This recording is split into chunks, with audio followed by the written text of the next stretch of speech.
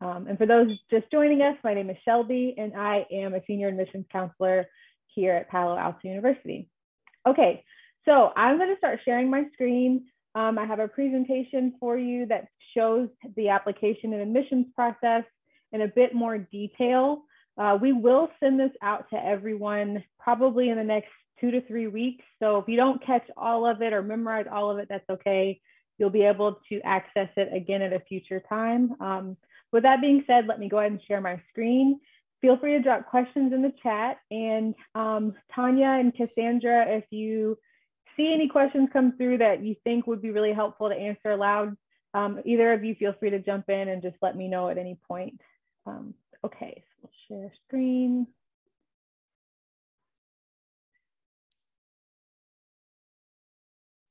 Okay, are you all able to see the slideshow? Perfect. All right, so today we're talking all about the Master's in Counseling admissions process and application. You are more than welcome to log into PsyCAS and follow along with me if you'd like. If you haven't started an application yet, that's totally fine. When you're ready, you'll visit paloaltou.edu/apply to get your application started. Just a couple of dates to let you know at the beginning. So we do offer admission during the spring and during the fall. In the spring, all of the cohorts are 9-quarter cohorts and they're online cohorts. We'll talk a little bit more about that in a few slides. And in the fall, we offer 9-quarter long cohorts and 11-quarter cohorts, which is a bit of a slower pace. If you maybe want to take fewer classes and do it at a slower pace than in the 9-quarter option. The deadline for spring is March 5th. And all of our application deadlines, no matter which program you apply to, the application deadline is going to be at 11:59 p.m. Eastern time. So that's especially important for those of you who are in a different time zone, or maybe you're thinking it's Pacific time zone because PAU is in the Pacific time zone, but the application portal itself is in Eastern time. So just keep that in mind if you're setting any calendar reminders or something, that your due date is before midnight on the deadline. For the fall, the application deadline is July 30th. Again, 11:59 p.m. Eastern time. And for the spring, classes start in April and begin in September for our fall cohort. I highly recommend applying as soon as you can, especially because we do rolling admissions. So what that means is we will continue accepting applications, reviewing applications, enrolling new students until our cohorts are filled. So if the cohorts fill in March for spring, for example, then we might stop reviewing applications for the spring, and all the folks who are still trying to apply, they may either not be able to submit an application, or we might say, hey, we'd be willing to review for the fall. So something to keep in mind, the rolling admissions process can change when the application might close. So just keep that in mind. And if you know that you want to be in the spring, or you know that you have a cohort in mind for fall, I definitely recommend applying as soon as you can. Okay, so admissions requirements are pretty straightforward. You submit an application, you submit a resume or CV, either one is fine, whatever you have already. Personal statement, which we'll talk a little bit more about, all of your official transcripts or transcript evaluations, and 3 complete evaluations with recommendation letters. We will talk through each of these in really specific detail throughout today's session. But also want you to know, we don't require any prerequisite classes for this program. No GRE is required for this program, and you do not have to have any specific major in undergrad. So just a couple of things to keep in mind. Again, we're going to talk through all of this in more detail over the next hour. So this is a summary of the admissions process. You complete your PsyCAS application. There's initial reviews of your application. We're looking at everything, your recommendations, your personal statement. We're looking at all components of your application to determine if we will invite you to then join us for group interviews, which take place from January to August. So we start actually reviewing applications on Tuesday, November 1st, next week.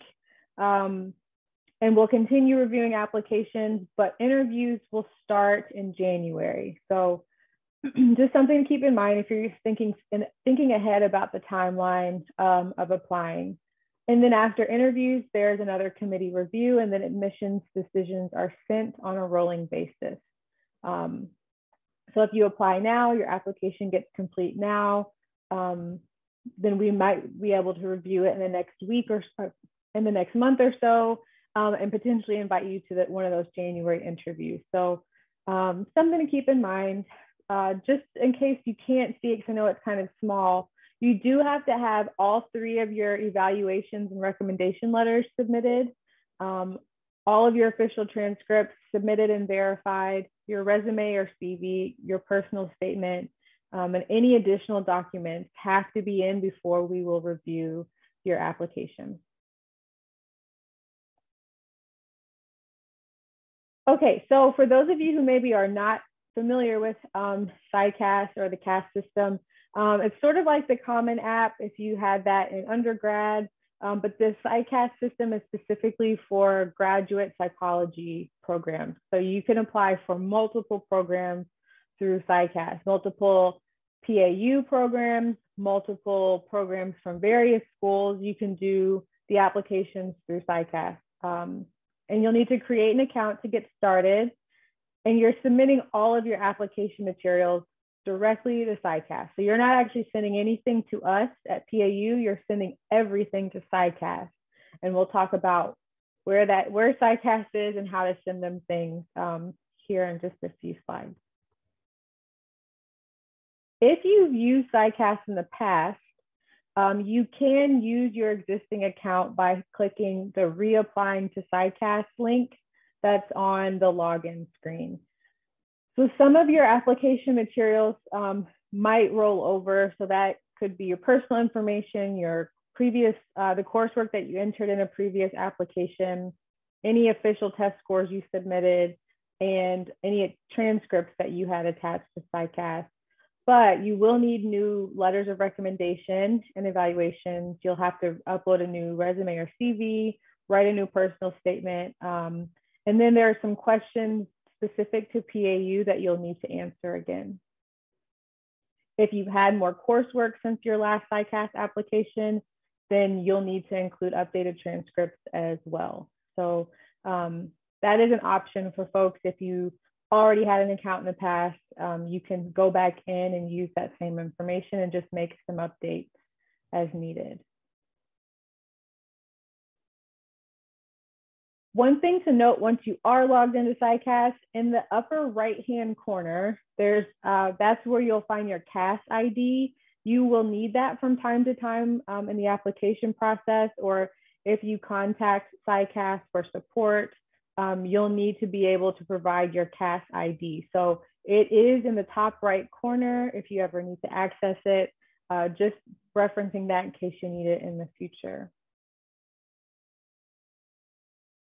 In order for you to begin applying to PAU, you'll need to add PAU programs. So when you log in to PsyCAS, you'll see this screen that has these different tabs: My Application, Add a Program, Submit Application, Check Status. The Add Program tab is where you go to add PAU programs. And again, you can add multiple PAU programs, or you can add programs from different schools, different institutions, but you'll need to click on that Add Program tab and choose PAU. The other thing to keep in mind is if you contact us with any questions about your application and you want us to see something or to look at something on your application, we can't see your information or any in-progress applications that you have with us unless you add our program. So that's something just to note. Sometimes someone might call and ask a question about their application, and if we can see, did my reference submit their letter of recommendation or whatever, we don't know unless you've added our programs. But I'm also going to tell you how to check on your recommendation letters on your own too in just a few slides. Okay, so once you're into PsyCAS, you'll see these 4 sections, and all 4 of these sections need to be completed in order for your application to be able to be submitted. The first section that I like to start with is personal information. This is your contact information, your address and email address and all that good stuff. If you're interested at all in financial aid or scholarships and you have a social security number, you can also enter it into this section. If you don't have a social security number, then you don't need to enter anything into that section. Excuse me. If you have any military affiliation, like you're planning to use VA benefits, you'll update that because we have someone on our team here at PAU who works closely with students who are using military related benefits. And so it's important for us to know that information so that she can then reach out to students. And then we get a lot of questions about application fee waivers. We at PAU do not have an application fee. We don't manage the application fees. Those are all managed by PsyCAS. So if you have questions about them, you can contact PsyCAS directly. There is a link on the login page where you can apply for an application fee waiver, but we at PAU have no control over that. So that's something you'll have to handle directly with PsyCAS, and you can always contact them if you have more questions about the application fee waiver process. Before we move to the next section, Cassandra, Tanya, any questions that are coming up a lot that I should answer aloud, or are we all set to keep going forward? I think we're all set. With the deadline, but the fall application early deadline, as far as I know. I only caught part of what you said, Cassandra. I think you mentioned an early deadline, and for counseling, there isn't one. Okay, cool. So we'll keep going forward. Thank you, Cassandra and Tanya. Okay, so another section you'll have to complete is academic history. So here's where you're telling us all of the colleges you've attended, and that includes where you got your degree, any transfer credits. If you went to a few schools or community college first or anything, you'll need to include that information. If you did take prerequisite coursework, which for this particular program is not required, but if you are applying to our other programs, prereqs might be required. So you would enter that information in this section. Study abroad information, and if you attended school outside the US. There's also the transcript entry portion, which we'll discuss. And then test scores. We do not require GRE. We will not review any GRE scores if you submit them, but in some cases, students need to submit a language exam. So TOEFL, the TOEFL, or the IELTS are the 2 that we accept. If you have questions about these 2 specifically, you can reach out to us at admissions@paloaltou.edu, and we can touch base about those particular language exams if you have questions. So colleges attended, as I mentioned, you have to tell us all the schools that you attended. And let's see, for PsyCAS, you do have to input, and I'll talk to you a little bit more about this, but you do have to input your grades, because PsyCAS basically will calculate a GPA for you that is equivalent on the same, sort of to get everyone on the same page, because different schools have different GPA calculation systems. So we'll talk about the transcript entry portion and how PsyCAS calculates a cumulative GPA for you. There's a button in the colleges attended section that you click that says add a college or university, and you put in whatever schools you've attended. So if you have just 1 school, that's fine. If you've got 10 schools, you'll need to make sure you include all of them. If you got your degree outside the US or studied outside the US, you will have to submit a course-by-course transcript evaluation. So for study abroad folks, this question comes up a lot. If you studied abroad, do you need to submit a transcript evaluation? Possibly. It depends on how your your main school, so wherever you were attending, depends on how they list your study abroad credits on your transcript. If on your transcript, your study abroad courses are just a semester and each course is listed along with the grades, then you most likely do not need an additional transcript evaluation. If your school just lumps it all in as transfer credits, you're most likely going to need a transcript evaluation. So if you have questions about that, you can reach out to us and I can help you work through that process. But generally, that's how it looks for study abroad cases. If you do have to get an evaluation, we will accept them from NACE's member organizations. Most applicants use WES because it does link directly to PsyCAS, so it's easy for WES to send your evaluation to PsyCAS directly and it to be added into your application. So that's what a lot of applicants do, but you can really use any NACE's member organization. You also have to order all of your official transcripts for each institution that you attended. So in PsyCAS, in the same section where you are adding colleges and universities, once you've added them, a list will populate and there will be an order button at the bottom of each institution. You'll need to click that order button, and from there, another box will pop up that will show you option 1, which is ordering that transcript online through Credential Solutions or Clearinghouse or Parchment, or option 2, which is to mail the transcript, the paper transcript from the registrar's office. And we'll talk through each of those options.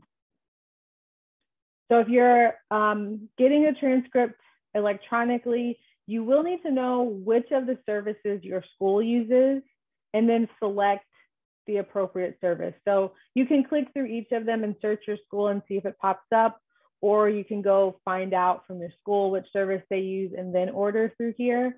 You'll need to read these steps 1, 2, and 3 really carefully because it'll tell you exactly how to ensure that your transcripts get to PsyCAS.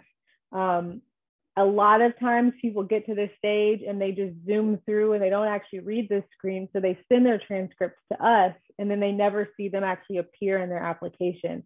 So it's really important that you read this screen and make sure your transcripts make it directly to PsyCAS. You'll also see in step 3, there's a little link that says copy. That's your transcript ID number. You will need it to make sure that PsyCAS matches your transcript once it arrives to the correct account. So you'll need to click that copy button and you'll paste it into your transcript request a little bit later. And if, depending on which of these services you're using, this is the recipient name you should be selecting. So American Psychological Association, PsyCAS is what it'll be called in Credential Solutions, and then similar but slightly different variations of that in Clearinghouse and Parchment.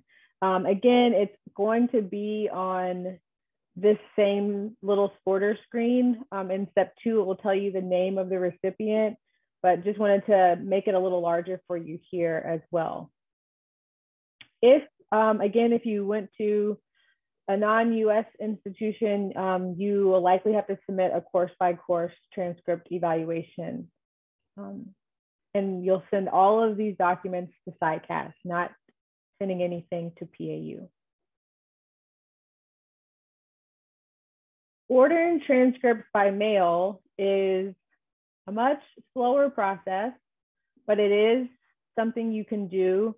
I actually did a PsyCAS application recently, and my school did not have electronic transcript options. So I had to order through the mail, and it took a month before I got the email saying PsyCAS received it. So it can take quite a bit of time depending on your school, depending on the volume of transcripts PsyCAS is receiving at the time. So if you can do an electronic transcript, I highly recommend doing it that way, but mailing is an option. I will say if you're mailing a transcript, I would start that process very early. Anyway, to mail a transcript, you're going to click on option 2, and you'll need to download a transcript ID form. This form has your PsyCAS barcode, and it tells your school where to mail your transcript. So it will generate, the form will generate automatically with the school's name, with your information. You don't need to add anything to it. You just need to download it. And then you need to send it to your school's registrar. Every school registrar is a little different. My particular school had a really tricky process for figuring out how to make a request and attach my transcript ID form. So if you are using mail as an option, you just probably want to spend a little extra time making sure that you're getting all of the details right. And this is what that transcript ID form looks like for snail mail transcripts. So you'll send this to your registrar, and at the bottom here of this transcript ID form will be instructions for your registrar telling them where to send the transcript. So as you can see, PsyCAS is actually located in Massachusetts. So if you're wondering if you sent it to the right place, if it's in Massachusetts at this address, you're sending your documents to the right place. The other option, if you don't want to order your transcripts right away, you can click on the link that says, I will do this later. And then when you're ready, you just go right back into academic history, colleges attended, and then click on the order button for whichever schools you need to order transcripts for still. And you can do those via mail or electronically the same way. And something to keep in mind, PsyCAS only accepts official transcripts sent directly from your school registrar's office. So you can't email them a transcript. You can't send them a mailed copy of your transcript. It has to come directly from the school registrar's office. So again, it's important that you follow either the electronic ordering procedure or the mailed ordering procedure exactly as the steps say, so that your transcript arrives correctly. If you're still in school, maybe you're finishing up a degree, maybe you're taking some extra classes, whatever the case might be, you can include your most up-to-date official transcript. And then if you're admitted, we'll reach out to you later and ask for the final copy of your transcript with your final grades and all that stuff. So if you're still in school, it's totally fine to submit your most recent version, and we'll accept that. The most time-consuming part of the academic history section is the transcript entry. So essentially, you have to enter all of your coursework as it appears on your transcript. So you're entering all of it into PsyCAS, the class, the semester, the grade you received, all of the information exactly as it shows up on your transcript. And what happens is you then send all your transcripts to PsyCAS. They compare to make sure that what you've entered matches what's on your transcript. And once they've confirmed that, they will then create a cumulative GPA for you that will put you in the same, like at the same sort of playing field as everyone else. So whether you went to Ball State University or Vanderbilt University or even PAU for undergrad, everyone's going to have an equivalent GPA created by PsyCAS to really help with fairness. So it's important that you get those transcripts sent directly to them so that we have an accurate cumulative GPA for you. And then once PsyCAS has verified those grades up against your transcripts and created that GPA for you, you'll get a nice little short email that looks just like this that says you're all good, grades are looking good, transcripts are good, and they will then have verified your application. It's important to note, though, that your application being verified does not necessarily mean it's complete. You still have to have those 3 letters of recommendation and evaluation completed. So something to keep in mind and something to check on your end to make sure that everything is complete in addition to being verified. Okay, before we move on to the next section of the application, any questions, Cassandra or Tanya, that I should address aloud? Can you hear me? Yeah, I can hear you. Oh, I can't hear you now, Cassandra, sorry. There's a question transcripts. I caught only part of it. You want to put it in the chat? I'll check the chat really quickly.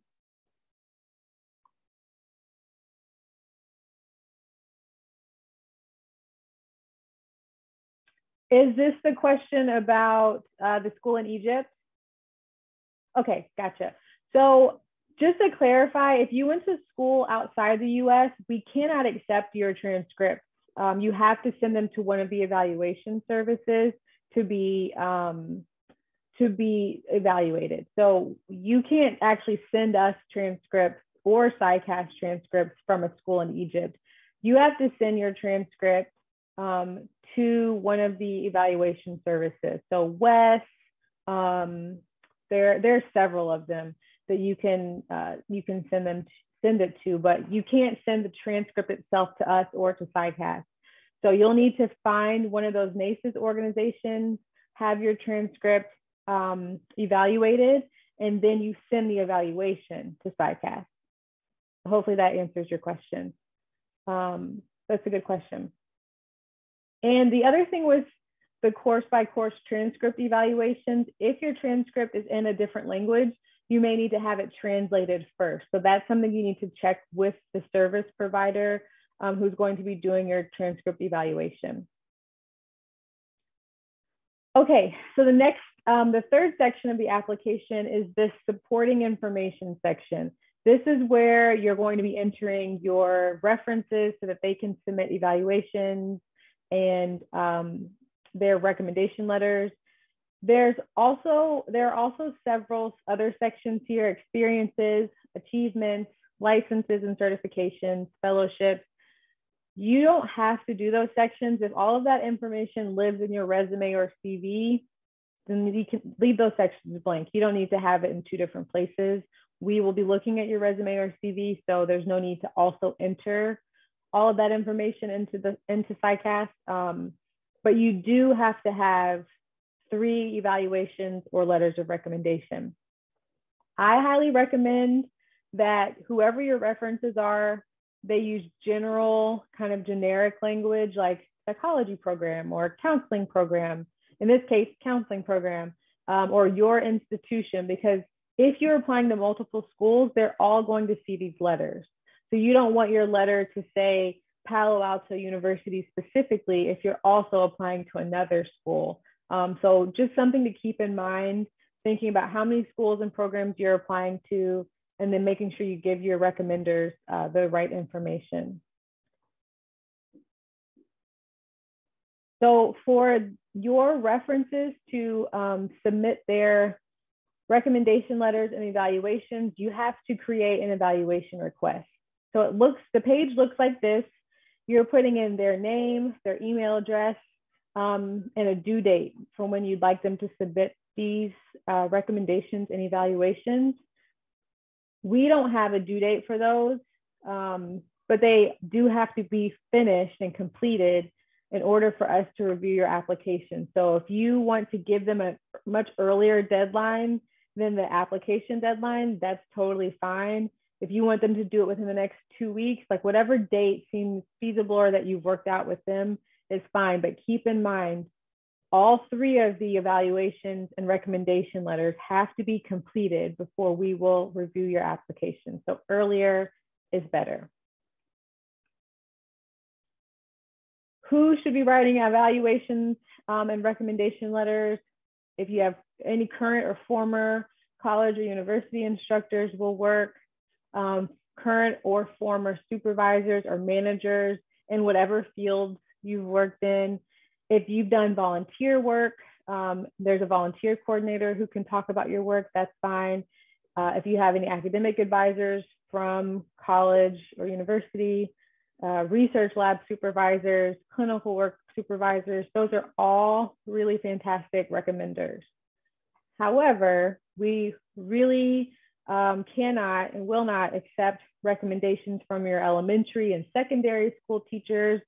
So it's great if you got like a star award in second grade, but unfortunately that doesn't really reflect who you are as a student now. So we want to hear from your college or university instructors instead. Informal mentors are also not the best recommenders. We want to hear from people. We want to read letters from people who have worked with you in professional or academic settings in a formal way. So having informal mentors who are just maybe people who know you really well are not the best people to ask for this particular task. We definitely don't want to hear from your personal therapist or like just a therapist who you happen to know who maybe is a family friend. Your own clients or customers, your own family, your own friends, anyone who doesn't know you in this professional or college level academic context, they're not going to be the best people to ask for references. So really stick to professional and academic references. And if you have all academic or all professional or a mix of both, totally fine. For the folks who haven't worked in a while, maybe you've been out of school, but you also have been out of work for a number of years. If you've got volunteer experience, definitely lean into that and get those folks to write you references. Or if you worked maybe a few years ago or were in school a few years ago, you can go back to those people too. I know I've had some applicants who are parents who haven't worked maybe in the last 2 or 3 years, but they volunteered in their kid's classroom for a year. And so that kid's teacher or the school principal will write a letter on their behalf about their volunteer service. So if you haven't worked or been in school for quite a while, you may need to get a little bit more creative or find opportunities to get some volunteer work experience in so that you have appropriate references. The last section of the application is called Program Materials. It's going to be the section where you have more PAU specific questions and information. So the first thing you'll do when you get to this section is read the Home tab. Review the location restrictions, which we'll talk about. You'll see that the spring cohorts are only online. The fall cohorts offer online and hybrid options. So thinking about how you want to attend class, how you want to go through this program, and that can help you determine if maybe you want to be in a spring cohort or if you would prefer to be in one of the fall cohorts, and you can apply accordingly. There's a questions tab with lots of questions from and about PAU. And then this is also where you enter your resume and CV, or sorry, resume or CV and personal statement. The location restrictions are on our website. There's a link in the application that will also direct you to the right page on our website. But basically, if you are located or will be located in any of these states, you unfortunately cannot be a part of our online programs. This is all, there's a federal law in place. You can definitely go on the website and like read the legal guidance or whatever. But the basic message is if you live here or if you might live here while you're in the program, you can't, we wouldn't be able to move your application forward. So typically we will try to flag these states if they do pop up as applicants, and we will notify you right away that you're in one of these states or you listed one of these states as an address, and so we can't move your application forward. If you maybe live in Alabama, but you're moving back home to, I don't know, Washington, and so you'll be in Washington in 6 months, then you can let us know at that time, like, hey, like I live in Alabama now, but I'm actually moving to Washington State to go back home. And so then we can discuss like if we're able to move your application forward. So just something to keep in mind. Definitely don't want you to spend money on an application if you live somewhere where you wouldn't be able to participate in the program. So again, this is on our website. We'll send this out and you'll be able to click on the link to get there as well. Cohorts, as I mentioned, the spring has online cohorts, the fall has online and hybrid cohorts. You don't need to know exactly which one you want to do now. You don't have to select one now. You won't have to tell us which cohort you want to be in until you're admitted. And if you're admitted, you'll get an enrollment confirmation form, and then you'll tell us, okay, I want to be in this cohort. If you're coming in the fall, you can tell us what kind of cohort you want to be in. For the spring, everybody's in the same type of cohort, so there's really no choice. You're just admitted to the spring. It's a 9-quarter cohort and it's online. The fall has a few more options. So if you are admitted to the fall, you'll let us know your preferences if you're admitted. Cohorts for the fall and the spring are assigned based on space available. So if you get into the program, but you don't let us know that you're planning to attend and then it fills up, well, unfortunately, you will have lost your space there. So something to keep in mind, especially in the fall, there's a couple of cohort options and people will pick one and then maybe want to change their mind, but space might not be available in the other cohort that they'd like. So just something to note, the cohorts are assigned based on space available, and we'll try in the fall to match you with your preferences, but that's not always guaranteed. Typically, students get their cohort assignments about a month before classes, along with registration information. And then if you want to change cohorts for the fall, especially, you'll have to do that within the counseling department. Resume, we want to see relevant work or academic experience, any full-time employment that you've done, volunteer work that's relevant. You can have all of that on your resume. You don't need to relist it out in the application unless you really want to, but it's not necessary. The personal statement, you'll need to definitely follow the formatting criteria and the page limit. If it is over the page limit, there's a possibility that we won't read it because it's not really fair to other applicants if you get to spend 5 pages sharing about yourself when everyone else sent in 2 pages. So definitely follow the criteria, address the writing topics, read it aloud, edit it, and then edit it again. Your writing is going to be important in grad school, so we really want to see that you can write clearly in your personal statement. You can ask a friend or a colleague to review it. Sometimes people reach out to us to look over them, and unfortunately, we can't provide you with feedback on your personal statements, but you can definitely ask your friends or family members to take a look and just review it as another set of, a second opinion, essentially. And then remember, when you're submitting the personal statement, this is a counseling program, not a psychology program. So you'll want to make sure that you are specific in making that distinction, that you're applying to this counseling program and why you're applying to it. Sometimes if applicants really go on and on about how much they want to study psychology, it's sort of a question mark for us about, do they know what kind of program they're getting into? So something to keep in mind, make sure you're very clear that this is a counseling program, and make sure you're writing about the counseling program. The personal statements are not submitted to all of the programs. They are program specific. So if you apply to 5 different programs, then you should have 5 different personal statements, assuming all the programs require one. Okay, this is the personal statement criteria. You don't need to memorize it or anything. It's just here so you have an idea, but it's in the application, so you'll be able to review it and have it there as a reference when you're writing as well.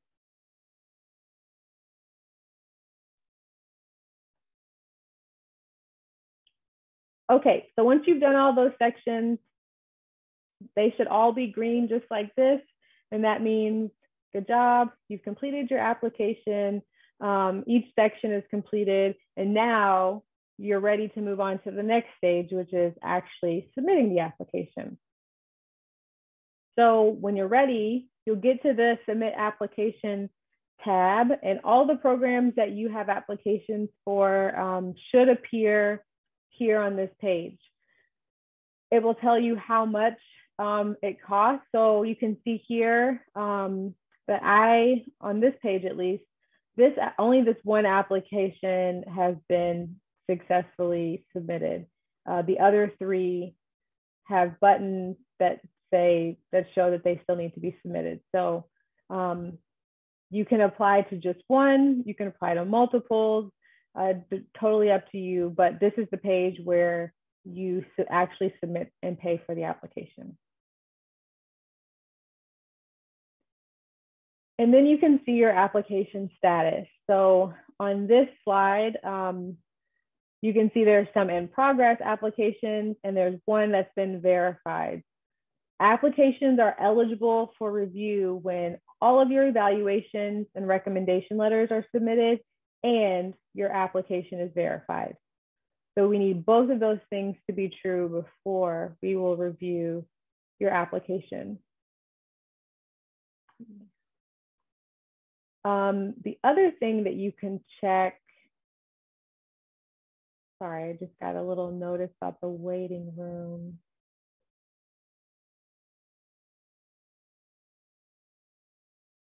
There we go. You can also see your status of your transcripts here and the status of your evaluation. So you can go to your check status application, or sorry, check status tab of your application and see if your transcripts have arrived or not. And it'll tell you how many have arrived. So in this case, the transcripts are all in, but the evaluations, there's only 1 instead of all 3. So you can go in and look and see who's still missing one. And this is a way for you to manage your application status, to check your application status. You don't need to contact us to ask about the status of your application because you can actually check all parts of it on your own on this one page.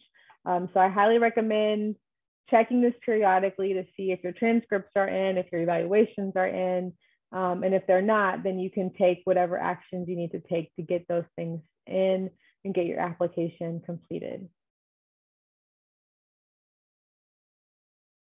These are some additional resources. So when we send out the slides, you'll be able to click these links, but there is a link to the open house, to our most recent open house session recording, but you also can come to one of our virtual open houses live, more information about admissions, and where you can get application support from PsyCAS.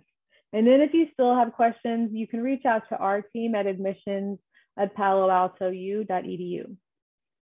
And with that, we'll take some questions. If we have any live questions, I will stop sharing, but I'll add any that come up frequently or seem pretty popular. I'll put them onto the slide so that they're included when we email out the presentation. Okay, so that was lots of me talking. If anyone has any questions, you're welcome to come off mute, or Tanya and Cassandra, if you have any that you want to share aloud, that's good too.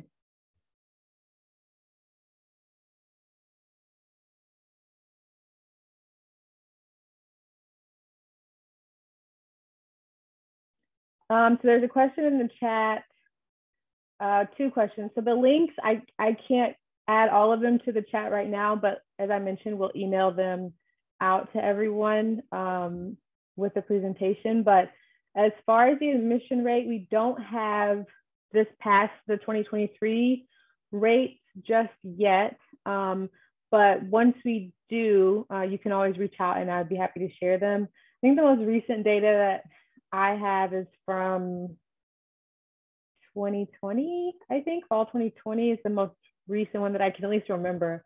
And of the people who interviewed, so not everyone who submitted an application, but of the people who actually interviewed, 96% were offered admission. So if you want to get more detailed data, you can email us, but that is the general rate as fall 2020. Hand up, go ahead.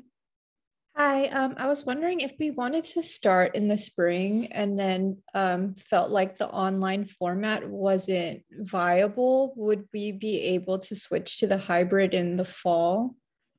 You would have to make a request within the department.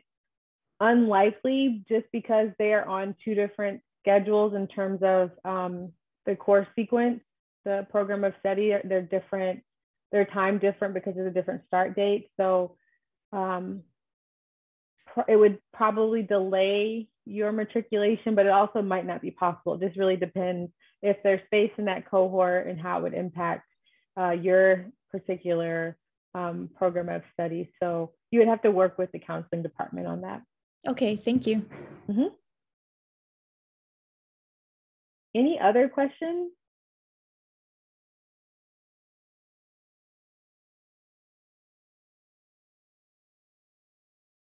Cool. Okay. Well, with since there aren't any other questions, just to remind everyone, we will email this out, the presentation, the actual slides and a PDF for everyone. We'll send that out via email probably in the next 2 to 3 weeks. And the video will be on our Zoom page, or sorry, not our Zoom page, our YouTube page. Just in case you missed it, I am writing in the chat our email address so that you can contact us. Cassandra put her direct email address here too.